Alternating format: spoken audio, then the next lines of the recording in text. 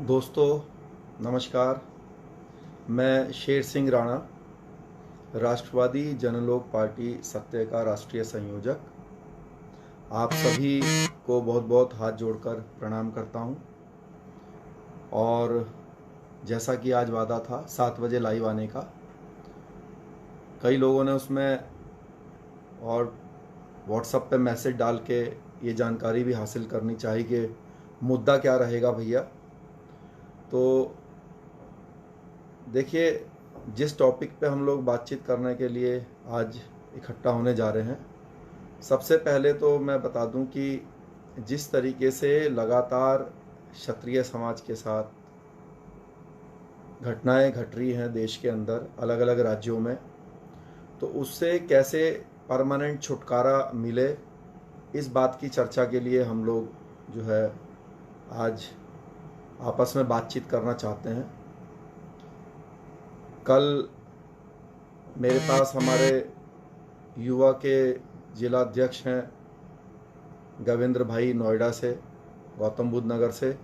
उन्होंने कल मेरे पास कॉल किया। उन्होंने मुझे बताया कि कुछ हमारे ही साथ जुड़े हुए हमारे भाई हैं जो ग्रेटर नोएडा के हैं, और उनके ऊपर बिना कारण से झूठा SC/ST कानून जो है कुछ दलित समाज के लोगों ने लगा दिया है और उनको बेवजह ही जेल भिजवाना चाहते हैं बिना किसी कारण से। ऐसे ही कुछ भाइयों का कल मेरे पास मैसेज आया था कि बिहार का जो सिवान जिला है उसके अंदर भी एक राजपूत युवा भाई की जो है हत्या कर दी गई है। कोई जो भीम आर्मी करके है उनके व्यक्तियों ने। देखिए, मैं पहले भी आपसे इस बात पर हमने चर्चा की थी, आज फिर मैं इस पर एक अपनी बात रखना चाहता हूं। अभी जो हमारा समाज है वो जाना तो चाहता है दिल्ली, लेकिन ट्रेन में बैठा है कलकत्ता वाली में। ये ऐसे ही है कि आप लोगों को पेट में दर्द हो और दवाई खाएं आप जो है सर दर्द की, तो आप खुद अपने मन में विचार कीजिए, क्या आपको कभी इससे छुटकारा मिल सकता है उस दर्द से? तो ऐसे ही हमारा समाज भी अभी कर रहा है।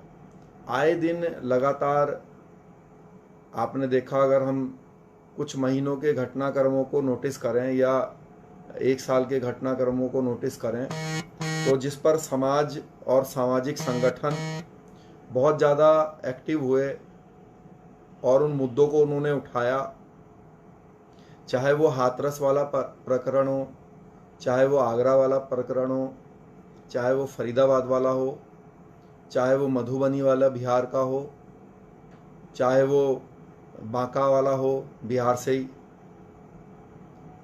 और चाहे जो है अभी उपेंद्र राणा वो जेल में है, उसको छुड़वाने के लिए राजस्थान से हो, चाहे अब सिवान का हुआ हो, या फिर ऐसे बहुत सारी घटनाक्रम जो हमें नॉलेज में नहीं आते, जिनकी हमें जानकारी ही नहीं मिलती। जैसे जिसकी मैंने अभी आपको जानकारी दी कि जो हमारे कुछ राजपूत भाई हैं उनके ऊपर झूठा SC/ST का आरोप लगाकर उनको जेल भेजने का प्लान जो है चल रहा है।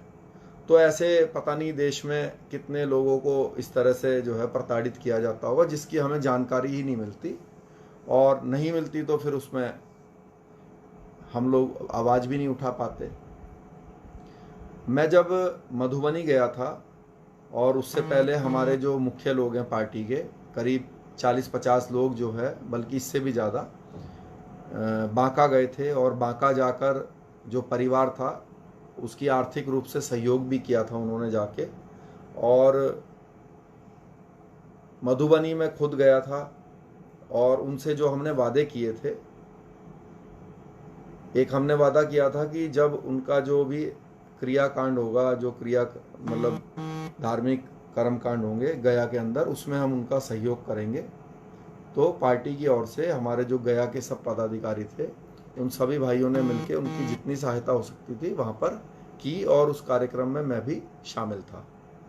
इसके अलावा उनकी सुरक्षा को लेकर हमने उनसे वादा किया था कि हम लोग प्रयास करेंगे कि जो हमारे पार्टी के विधि प्रकोष्ठ के अध्यक्ष हैं, कार्यकारी अध्यक्ष भी हैं अभी मेन बॉडी के, श्री अरविंद सिंह जी एडवोकेट, तो वो एप्लीकेशन देंगे गृह सचिव को, वहाँ से सॉल्व होगा तो बहुत अच्छा, वरना तो हम जो है पटना हाई कोर्ट में एप्लीकेशन लगाकर उनको सुरक्षा दिलाने का प्रबंध करेंगे। तो वो दोनों वादे हम लोग अपना प्रयास कर रहे हैं कि एक तो कर चुके ऑलरेडी, दूसरा भी प्रयास कर रहे हैं कि उनका पूरा हो। और उनका जो आर्थिक सहयोग के लिए हमने लोगों से आह्वान किया था, जिसमें बहुत सारे लोगों ने उनकी आर्थिक मदद की, अलग अलग परिवार थे, सभी की अलग अलग जितने जो कर सकता था सभी को उन्होंने मदद की लोगों ने। अब बात ये आती है कि हमारा जो समाज है वो कब तक जो है, ये बात मैंने उस दिन भी कहा था, आज भी कह रहा हूं, क्योंकि मुझे गुस्सा आता है अपने समाज की मूर्खता और दुर्दशा को देखकर। गुस्सा आता है कि आपके पास कोई विजन नहीं है, आपके पास कोई सोच नहीं है। जो हमारे समाज के लोग हैं उनको ये नहीं पता कि आप लोग परमानेंट सॉल्यूशन कैसे कर सकते हो किसी प्रॉब्लम का। अभी जो है आप मुझे बताइए कि जो ये सिवान में घटना हुई है, अभी मेरे पास एक व्यक्ति ने वीडियो भेजी और उस वीडियो में बहुत सारे हमारे युवा जो है थाने के अंदर न्याय के लिए, उनको अरेस्ट के लिए, जिन्होंने हत्या की है उनकी अरेस्टिंग के लिए जो है थाने में डटे हुए थे। ठीक है, उनकी अरेस्टिंग हो गई। फिर मैंने उस दिन भी कहा था मधुबनी वाले दिन कि अभी कुछ दिनों में फिर हो जाएगा। अभी सिवान में हुआ है, फिर कहीं पर हो जाएगा, फिर क्या करेंगे? फिर कहीं पर हो जाएगा, फिर क्या करेंगे? क्या जिंदगी भर बंदर की तरह ऐसे ही उछलते रहोगे कि कभी इधर जाओगे कभी उधर जाओगे? और बहुत सारे मुद्दों पर तो आप उछल भी नहीं पाएंगे क्योंकि आपको पता ही नहीं चलेगा।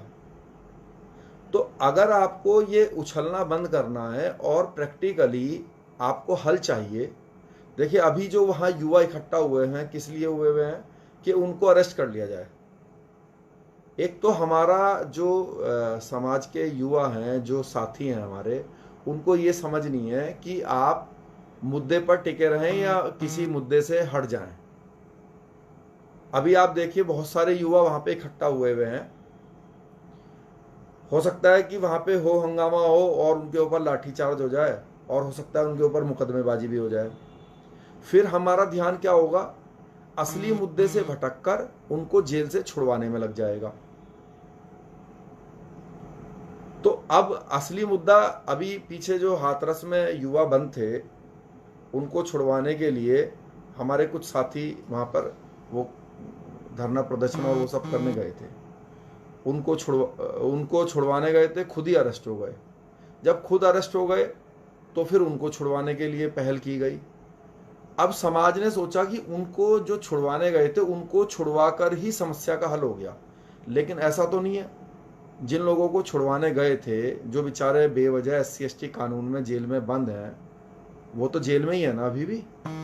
तो मकसद ये होना चाहिए कि जो हमारा टारगेट है वो उसको हम अचीव करें। समाज के लिए जो हमने एक मकसद तय किया हुआ है उसको हम सारे लोग मिलकर हासिल करें, तभी समाज का भला होगा। अभी ये जिस समस्या को लेकर सिवान में सब युवा इकट्ठा हुए हैं, आप मुझे ये बताइए, ये जो हम डिमांड कर रहे हैं कि भाई इनको न्याय मिले, या मधुबनी में हमने जो डिमांड करी इनको न्याय मिले, या हम उपेंद्र राणा की रिहाई के लिए बोलते हैं कि भाई इनको जेल से छोड़ दिया जाए, या फिर हम बांका की घटना के लिए बोलते हैं जी न्याय दो, या फिर हाथरस की घटना के लिए बोलते हैं इनको जेल से छोड़ दो, इनको बेगुनाह जेल में रखा गया है, ये बेगुनाह है, इनको ज़बरदस्ती फंसाया गया है, या आगरा की घटना के लिए बोलें, या फरीदाबाद की बहन के लिए बोलें, मुझे आप ये बताइए ये डिमांड आप लोग करते किससे हैं? अभी मैं एक बहुत बड़े पेज वाले का वो देख रहा था, तो उसमें लिखा था कि इस मुद्दे पर ज़्यादा से ज़्यादा आवाज़ उठाइए। तो भाई राजपूतों की हैसियत सिर्फ मुद्दे को आवाज़ उठाने की है, मुद्दे को उठा सकते हैं बस। अब मुद्दा किसके सामने उठाते हैं, इस बात पे विचार कीजिए। आप ये जो रोज भीख मांगते हैं, आपके कारण जो है हम जैसे जो विचार के लोग हैं उनको भी भीख मांगने पे आपने मजबूर किया हुआ है। हमारा पूरे दिन काम क्या है, रोना पीटना और भीख मांगना। भीख किससे मांगते हैं? अभी पूरे जो बिहार के घटना है, ये जो सिवान वाली, इसके लिए हम किससे भीख मांगेंगे कि इस परिवार को जो है न्याय दो, हत्यारों को अरेस्ट करो, उनको सजा दो, इनकी सुरक्षा करो, इनको आर्थिक मदद करो। किससे मांगेंगे? हम मांगेंगे बिहार की सरकार से। बिहार की सरकार किसकी है? बिहार की सरकार है एनडीए की। एनडीए का मतलब क्या है? एनडीए का मतलब है सबसे बड़े राजनीतिक दल के रूप में वहां पे भाजपा, भाजपा के सहयोगी दलों के रूप में जनता दल यूनाइटेड, दूसरे सहयोगी दल के रूप में हम जीतन राम मांझी जी की, चौथे सहयोगी के रूप में वीआईपी मुकेश साहनी की। ऐसे करके 4 राजनीतिक दलों ने वहां पर सरकार मिलकर बनाई हुई है। इसका मतलब है हम जो भी चीज बिहार में किसी भी घटना पर जब कुछ मांगेंगे, न्याय मांगेंगे, तो इस सरकार से मांगेंगे। और सरकार है वहां पर मांझी साहब की, हम वीआईपी की मुकेश साहनी की, जनता दल यूनाइटेड कुर्मी समाज के भाइयों की, और भाजपा की। अब जो कई भाजपूत हैं उनकी तो इतनी हैसियत नहीं है कि वो भाजपा के ऊपर दबाव बना के अपने समाज को न्याय दिला दें, या उनके समाज के साथ ऐसी घटनाएं ना हो आए दिन उस पर रोक लगवा दें। क्योंकि उनका काम वहां पर सिर्फ चटाई बिछाना, दरी बिछाना और झूठे पत्तल उठाना है। इससे ज्यादा उनकी हैसियत नहीं है। जो इससे बड़े पदाधिकारी हैं उनकी अपने पार्टी के खिलाफ जाकर काम करने की हैसियत नहीं है। सिवान की मौजूदा सांसद राजपूत ही है, लेकिन अगर नीतीश कुमार जी जनता दल यूनाइटेड से हैं, वो बहुत अच्छे व्यक्ति हैं, बहुत राजपूताना उनके अंदर है, उनके पति बहुत अच्छे इंसान हैं, उनको मैं अच्छे से जानता हूं। लेकिन अगर नीतीश कुमार जी उनको मना कर दें कि आपको वहां पे नहीं जाना है, तो क्या वो लोग वहां जा सकते हैं? क्या न्याय की बात वहां रख सकते हैं? नहीं रख सकते, क्योंकि वो अपने पार्टी, अपने जनता दल यूनाइटेड का जो झंडा है उसके प्रति बाध्य हैं। जो पार्टी कहेगी उसके अनुसार वो वहां जाएंगे कि नहीं जाएंगे। तो अगर आपको चाहते हैं कि आपको परमानेंट न्याय दिए, ये जिस चीज के लिए आप रोज आए दिन सड़कों पर बैठते हैं, अगर आप चाहते हो कि इनकी परमानेंट सॉल्यूशन हो, तो उसके लिए इन्हीं लोगों की तरह आपको भी अपना झंडा बनाना पड़ेगा। अगर बिहार में, हरियाणा में, राजस्थान में, उत्तर प्रदेश में, उत्तराखंड में, या अलग अलग देश के अलग अलग राज्यों में आपकी अपनी पार्टी, अपना झंडा होता, तो आप सबको इन चीजों के लिए रोज आए दिन रोना पीटना नहीं करता कि हमें न्याय दो, हमें न्याय दो। आज बिहार में राष्ट्रवादी जनलोक पार्टी के ज्यादा नहीं, सिर्फ 3 या 4 विधायक बन जाते। 24 सीटों पर हम लोग चुनाव लड़े थे। अभी वीआईपी के भी तो 3 ही हैं, हम पार्टी के भी तो 3 ही विधायक हैं। अगर आप भी हमारी बात मानते और 3-4 विधायक जिता देते, तो आज हम सरकार में हिस्सेदार होते। और जब हिस्सेदार होते तो नीतीश जी के कान में सिर्फ ये बोलने की जरूरत थी कि भाई समाज कह रहा है कि सरकार से समर्थन वापस लेके सरकार को गिराओ। तो आपके साथ जो ये आए दिन दुर्घटनाएं होती हैं, इस पर लगाम लगती। और अगर किसी जाने अनजाने से ऐसी घटना हो भी जाती, तो आप लोगों को सड़कों पर बैठने के लिए, थाने में रात दिन एक करने के लिए जरूरत नहीं थी। सिर्फ अपनी जो पार्टी है उसकी तरफ आप इंडिकेशन देते, भाई ये घटना घट गई है और अब इनको जो है मुआवजा मिलना चाहिए, सुरक्षा मिलनी चाहिए, और ये जो हत्यारे हैं इनको कड़ी से कड़ी सजा मिलनी चाहिए। तो उसका प्रबंध जो है सरकार के द्वारा, क्योंकि सरकार आप खुद होते, उसके द्वारा कर दिया जाता। इसका कारण है कि हम लोग अपने जो हमारा जो पूर्वज थे, हम उसके रास्ते से भटक गए हैं। जो उनका दिखाया हुआ रास्ता था वो दाता थे, आज हम भिखारी हैं। अब मैं तो बहुत गांव-गांव में जाके, पूरे हरियाणा का ऐसा कोई गांव नहीं है मुझे लगता है कि मैंने जाके भीख ना मांगी हो, ना समझाया हो। बिहार के भी करीब करीब सभी गांवों में गया, और अब उत्तर प्रदेश और उत्तराखंड में भी प्रयास कर रहे हैं कि भाई आप समझ जाइए। आज आपको इस बात से वो होता है भाई भीम आर्मी के कुछ युवाओं ने हत्या कर दी। अरे अगर आप नहीं समझेंगे ये आपको चप्पल से पीटेंगे। किसी को गलतफहमी हो, कई लोग बहुत जो फेसबुक के योद्धा हैं उनकी बातों को, मैं वो देखता हूँ, कमेंट्स भी देखता हूँ, उनके वीडियो भी देखता हूँ, मुझे उनके ऊपर हंसी आ जाती है। अभी जिनके दांत जो है दूध के दांत नहीं टूटे वो लोग फेसबुक पे रोज मर्डर कर देते हैं। रोज पता नहीं कितने मर्डर उन्होंने कर दिए हैं फेसबुक के अंदर। जिस दिन सच में कर दोगे और 15 से 20 साल अपने जीवन के जेल में दे दोगे, उस दिन आवाज निकल जाएगी तो गनीमत समझना। तो इसलिए भाई फेसबुक पे मर्डर करके जो है समाज का कोई भला नहीं होने वाला। प्रैक्टिकली आप भला करो, और सच में भी किसी को मार के भला नहीं होने वाला, क्योंकि वो आप ज्यादा से ज्यादा एक मुद्दे को उस तरह से डरा धमका दोगे, क्या होगा, दूसरे पे हो जाएगा, थोड़े दिन बाद फिर कोई आ जाएगा। तो ऐसे तो समस्या का हल नहीं होगा। अगर आप चाहते हैं समस्या का हल हो, मेरे ज़्यादा इच्छा नहीं थी कि मैं आके लाइव ये बात सब रखूं, लेकिन मेरे कुछ भाइयों ने मुझसे प्रार्थना की कि आप लाइव आके अपने विचार रख दो, क्योंकि मेरे लाइव आने से देखिए समस्या तो हल नहीं होगी। मेरे से कल या 2 दिन पहले कोई भाई बोल रहा था कि आप उपेंद्र भाई के लिए लाइव आके बोलिए कि उनको जो है छोड़ा जाए। लो भाई मैं बोल रहा हूँ, उनको छोड़ दिया जाए। इससे भी गुस्से में बोलो छोड़ दो, वरना राजस्थान सरकार तेरी ऐसी की तैसी कर दूंगा, ये कर दूंगा, वो कर दूंगा। क्या होगा इससे, क्या होगा बताओ? लोग बच्चे खुश हो जाएंगे, ताली बजा देंगे, राणा जी ने आके देखो कितनी जोश से बोल दिया, तलवार भी रखी हुई थी साइड में, रिवॉल्वर भी दिखाई, छोड़ दो। ऐसे नहीं छूटेगा कोई। उसके लिए तुम्हें राज सत्ता पे बैठना पड़ेगा, राजा बनना पड़ेगा। जब राजा बन जाओगे, आज तुम छोड़ दो कर रहे हो, किससे कर रहे हो बताओ? कौन छोड़ेगा?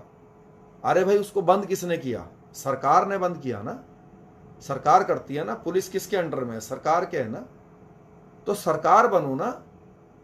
वो जिस मुद्दे के लिए जेल गए, आपने कहा कि भाई महाराणा प्रताप जी की प्रतिमा एक जगह पे लड़ाई झगड़ा हो गया था रखने को लेकर, वहां पे लिए गए, वो झगड़ा ही ना होता। अगर आप सरकार में हिस्सेदार होते तो वो झगड़ा ही ना होता। जो वो जगह थी वहां पर एक कानूनी रूप से एक एप्लीकेशन हम पास करते कि भाई यहाँ पे महाराणा प्रताप जी की प्रतिमा रखी जाएगी, सरकार का आदेश है, और प्रतिमा भी सरकारी पैसों से बनेगी, तो झगड़ा ही नहीं होता, किसी को जेल जाने की जरूरत ही ना पड़ती। लेकिन अभी हमारा समाज जो है भटकाव की तरफ है। मेरा निवेदन है आपसे, अपना झंडा, आपकी अपना पार्टी बन चुकी है, सामाजिक संगठन के द्वारा देखिए किसी भी मुद्दे को उठा सकते हैं। अभी भी आप क्या कर रहे हैं, आप खुद इस बात को मान रहे हैं कि मुद्दे को उठाइए, लेकिन मैं आपको वो रास्ता बता रहा हूं कि मुद्दे को उठाना कब तक उठाते रहोगे? आप जो है ऐसा बनिए कि दूसरे लोग मुद्दों को लेकर आए आपके पास, और आप दाता बनो, हल करने वाला बनो। हल करने वाला तब बनोगे जब आप सरकार बनोगे अपने पूर्वजों की तरह। और सरकार बनने के लिए राजनीतिक झंडे की जरूरत है। जो समाज, आप मेरी बात को चाहे अभी मान लो, चाहे 10 साल बाद मान लेना, चाहे 5 साल बाद मान लेना, जब भी मानोगे तभी जो है आपके समाज का, हमारे समाज का भला होगा। और अपने ये जो रोज आए दिन जो हम मुद्दे उठाएंगे या उठाते हैं, इसका जो है, इससे निजात पाने का सिर्फ एक यही रास्ता है। तो मेरा बहुत धन्यवाद है आप सबको लेकर। और अपने लेवल पे जितनी आज हमारी हैसियत है, देखिए बड़ी बड़ी बात ना मैंने कभी की है और ना अपने बस की है कि मैं यहाँ पे झूठ या फरेब वाली बात करूँ आपसे। जितनी हमारी हैसियत है, हमने मधुबनी गए थे, हमने वहाँ पर भी उतनी ही बात करी थी जितनी हमारी औकात थी। हम फालतू की बड़बोलेबाजी नहीं करते। मैंने डीएम को फ़ोन मिला दिया, मैंने एसपी को कर दिया, मैंने उसको धमका दिया।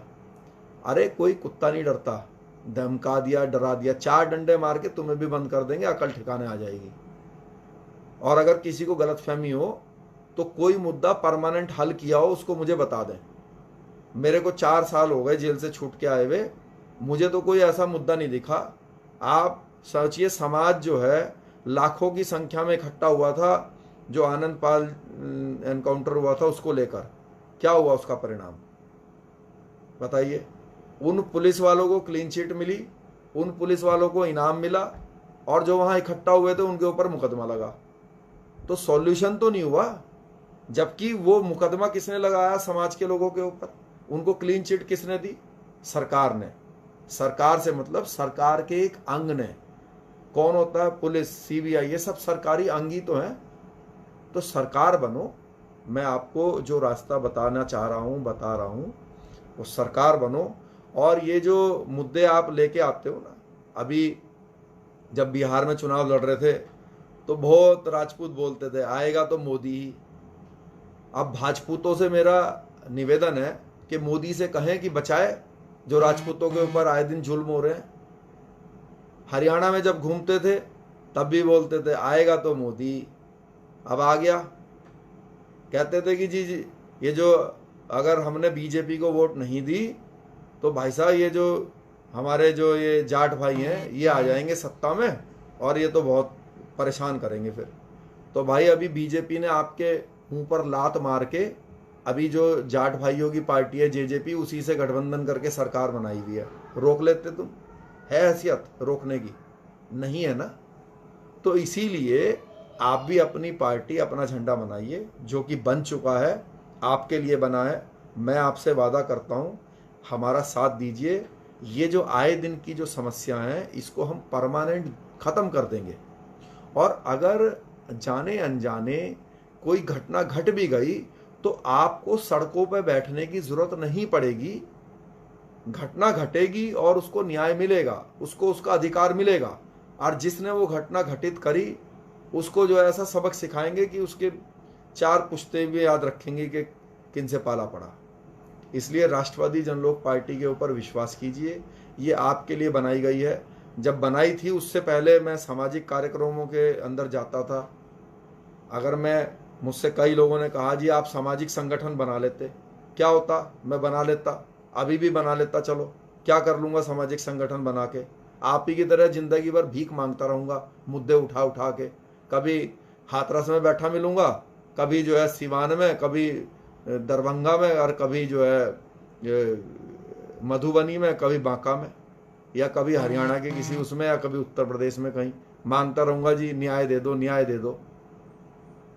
इसलिए जब मेरे बात समझ में आ गई कि भाई न्याय मांगने वाला नहीं, न्याय देने वाला बनो, क्योंकि हमारे पूर्वज वही थे। और वह तब तक नहीं बन सकते जब तक आप अपना झंडा ना बनाएं। जब अपना झंडा होगा और उसमें अपना डंडा होगा तब जो है आपकी राज होगा, खुशहाली आएगी समाज में। और ये तो मैंने आपको बहुत विस्तार से नहीं बताया, ये तो सब नेगेटिविटी वो है। मतलब जब आपका झंडा होगा भाई, जो एसेट्स हैं, जो सरकार की नौकरियां हैं, जो ठेके हैं, उसमें भी आपको प्रायोरिटी मिलेगी। अभी तो वो तो आप उस तरफ तो आप कभी ध्यान ही नहीं दे पाते। आप देखिए, दुर्भाग्य देखिए कि सामाजिक संगठन सिर्फ यहीं तक सीमित हैं कि जब कोई घटना हो जाए हफ्ते 5 दिन में तो बस उसके लिए धरना प्रदर्शन कर सकते हैं। कोई भी सामाजिक संगठन क्या किसी एक लड़के की सरकारी नौकरी लगवा सकता है? बताइए, ये होता है काम। लेकिन राष्ट्रवादी जनलोक पार्टी जिस दिन सत्ता में आएगी तो हजारों लड़कों की नौकरी लगवाएगी, क्योंकि उसका वो अधिकार होगा। तो इसलिए आपसे निवेदन है कि आपका जो झंडा बन गया है उसके साथ आइए। बहुत धन्यवाद। किसी का कोई और प्रश्न हो तो वो पूछ सकता है, मैं उसको कोशिश करूंगा कि मैं लिख के जवाब दे दूं। सामाजिक संगठन को जब जिन मुद्दों के लिए उन्होंने बनाया है उन मुद्दों को हल तो सरकार ही करेगी ना। तो उन मुद्दों को हल कराने के लिए अपने पार्टी की सरकार बनवाओ, जिससे कि आपको आए दिन धरना प्रदर्शन ना करना पड़े। जो भी आपके मुद्दे हो अपनी पार्टी की सरकार से आप बोलेंगे, वो आसानी से हल हो जाएंगे। तो मेरा निवेदन आप स्वीकार कीजिएगा। और हाँ, देखिए मेरे से, मैं बहुत प्रैक्टिकल आदमी हूँ। हम ऐसे आदमी नहीं है, हम सिर्फ टारगेट अचीव करने वाले व्यक्ति हैं। हमारी निगाह जो है वो अर्जुन की तरह रहती है, सिर्फ मछली की आंख पे। ऐसा नहीं है कि ड्रामेबाजी करनी है। ड्रामेबाजी करनी हो तो रोज यहाँ आके बैठ जाऊँ फेसबुक पे और खूब तेज तेज हल्ला मचाऊं कि राजस्थान सरकार, बिहार सरकार ये कर देंगे, वो कर देंगे। लेकिन असली क्या है, कुछ नहीं कर सकते। असली यही है, ज्यादा हूं हाँ करोगे, डंडे मार के आपको जेल में डाल देंगे, फिर मेरे को छुड़वाते फिरना, या जो करेगा उसको छुड़वाते फिरना, फिर उस बात पर रोना धोना करते हो, फिर रोते भी बहुत जल्दी हो। दिक्कत ये है, अगर पहले चिल्लाओगे फिर जेल में डाल दिया तो रोने लगते हो 2-3 महीने में ही कि जी छुड़वाओ छुड़वाओ। अरे भाई, मैं अपने जीवन के 15.5 साल दे चुका हूं अंदर।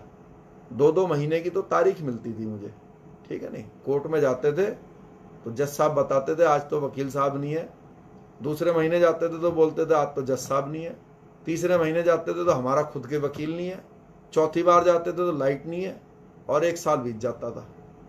ठीक है, तो या तो उतना दम पैदा करो, और वरना तो भाई सही रास्ते पर चलो। लेकिन चाहे कितना भी दम पैदा कर लो, वो परमानेंट सॉल्यूशन नहीं है, वो समस्या का जो है असली सॉल्यूशन नहीं है। सिर्फ एक ही सॉल्यूशन है, अपना झंडा, अपना झंडा, अपना झंडा। जब अपना झंडा सत्ता में आएगा, अभी उत्तर प्रदेश उत्तराखंड में चुनाव है, राष्ट्रवादी जनलोक पार्टी सत्ता में हिस्सेदार बने। मैं आपसे ये नहीं कह रहा हूं भाई तुम 403 सीट जितवा दो, मैं आपसे ये कह रहा हूं तुम 15-20 ही जितवा दो। ये जो राष्ट्रीय लोक दल है, ये 5-6 लोग ही जो जीतते हैं। ये जो अभी उत्तर प्रदेश सरकार में निषाद पार्टी है हिस्सेदार, अपना दल है, कितने कितने विधायक हैं इनके, 2-2, 5-5 विधायक हैं। तो तुम शुरुआत तो करो, किसी अच्छे कार्य की शुरुआत तो करो। तुम 5, 10, 15, 20 लोग जितवाओ तो पहले, लेकिन तब तुम जो है दलाली में लग जाते हो, कभी भाजपा की, कभी कांग्रेस की, कभी बसपा की, कभी समाजवादी की। कहोगे नहीं जी भाई साहब ये है वो है, अरे भाई फिर तुम पिटते छिटते हो, फिर रोना धोना करते हो। तो मेरी बात को अन्यथा मत लीजिएगा, ये मेरे मन का एक मतलब कष्ट है, दुख है मुझे। और भाई मेरे को अपने समाज से प्यार है। अगर मेरे को अपना टाइम पास करना होता तो रोज हमें बुलावे आते हैं सामाजिक संगठनों से, माला पहननी होती, मुकुट पहनने होते तो वही कर लेते जीवन भर। लेकिन अपना पर्पस है प्रैक्टिकली समाज के लिए भलाई करना, उसके लिए संघर्ष करना और उसको सही रास्ते पर लेके जाना, और किसी भी दूसरी पार्टी की गुलामी जो है खत्म कर दो। आज उत्तर प्रदेश में आपके पास 2 ऑप्शन है। एक राष्ट्रवादी जनलोक पार्टी जो कि हमारे द्वारा बनाई गई, बहुत सारे जो हमारे सहयोगी हैं उनके सबके विचार से ये पार्टी को बनाया हमने, और एक राजा भैया की है। कई लोग राजा भैया भी बहुत करते हैं। तो अगर आपको ऐसा लगे कि भाई राजा भैया आपके समाज के, हमारे समाज के जो समस्याएं हैं उसके लिए आगे आते हैं, मधुबनी जाते हैं, सिवान जाते हैं, राजस्थान जाते हैं, कभी कोई मुद्दे पे सामने आके अपने विचार रखते हैं, तो उनको साथ दीजिए। और अगर लगे कि राष्ट्रवादी जनलोक पार्टी समाज के लिए कुछ अच्छा कर सकती है, अगर लगे कि भाई हमारे ऊपर विश्वास है कि हम कुछ करेंगे, तो आप सपोर्ट कीजिए। ये मेरा आपसे निवेदन है हाथ जोड़ के। और भाई सिर्फ अगर टाइम पास करना है तो हम टाइम पास नहीं करेंगे, हम समाज के लिए कुछ अच्छा करने के लिए आए हैं, अच्छा करके जाएंगे। और सिर्फ मुद्दे बन के नहीं रह जाना है, हमें जो है दाता बनना है अपने पूर्वजों की तरह। बहुत धन्यवाद। मेरी बात थोड़ी सी कई लोगों के लिए कष्टदायक होगी, लेकिन मेरा फ़र्ज़ है कि मैं सच बात बोलूं जो समाज के लिए अच्छा हो, जो समाज की तरक्की के लिए अच्छा हो। बहुत धन्यवाद। सब आप मेरे भाई हैं, भाई रहेंगे, मुझसे नाराज़ हों, खुश हों, लेकिन आपका भाई हमेशा आपके लिए संघर्ष करता रहेगा। और जो सिवान है, वहाँ पे जो हमारे पार्टी से जुड़े हुए लोग हैं उनको हमने वहाँ पे जाने के लिए कहा है, और वह लोग वहाँ जा गए भी हैं, जा भी रहे हैं। और जितना हो सकेगा, क्योंकि आज सत्ता में हिस्सेदार नहीं है हम, तो जितना पार्टी की तरफ से हो सकेगा हम लोग उनकी मदद भी करेंगे और इस संघर्ष में उनके जो है शामिल भी रहेंगे। और जितने भी दूसरी भी जो अगर कोई समस्या समाज को आती है उसमें भी हम आगे रहेंगे हमेशा। लेकिन मैं ये चाहता हूँ कि आप हमें एक हिस्सेदारी दिलाएं समाज की पार्टी को, जिससे कि ये समस्याएं आनी हमेशा के लिए ख़त्म हो जाए। वरना तो हम दिन रात बस सिर्फ जो है धरना प्रदर्शन के लिए ही पूरा जीवन जो है आप सबका बीत जाएगा। तो बहुत धन्यवाद। राष्ट्रवादी जनलोक पार्टी सत्य जिंदाबाद। जय हिंद। आपका भाई हूँ, जैसा भी हूँ आपका भाई हूँ।